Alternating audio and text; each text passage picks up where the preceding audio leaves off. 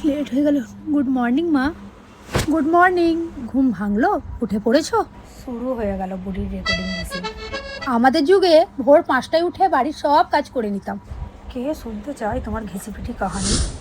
তোমরা তো আবার এখনকার যুগের বউ। তখন তো ফেসবুক হোয়াটসঅ্যাপ রিলস বানাতে হতো না মা, এখন তো আমাকে সবই সামলাতে হয়।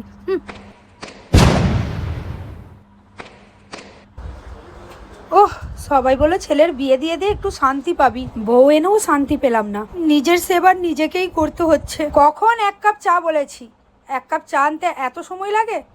যাই গিয়ে দেখে আসি, না হলে মনে হচ্ছে আজকার চাটা কপালে নেই। চা তো করবো, তার আগে একটা চায়ের ভিডিও, তারপরে একটা ভালো সেলফি, তারপরে একটা ভালো রিলস বানিয়ে ফেলি।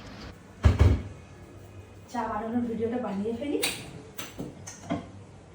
হ্যালো গাইস, এখন আমি আমার শাশুড়ির জন্য চা বানাচ্ছি।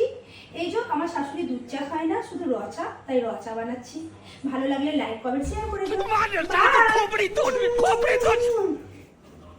চা হলো বৌমা? হ্যাঁ মা, ভিডিও যদি ভাইরাল হয় আমরা একসাথে শাশুড়ি বৌমা বাইরে গিয়ে চা খাবো। চা খাবো কখন? আজ ভিডিওই হবে, চা আর হবে না, কপালে চা নেই।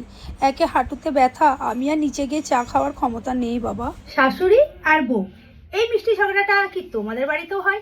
তাহলে অবশ্যই কমেন্টে আমাকে জানিও।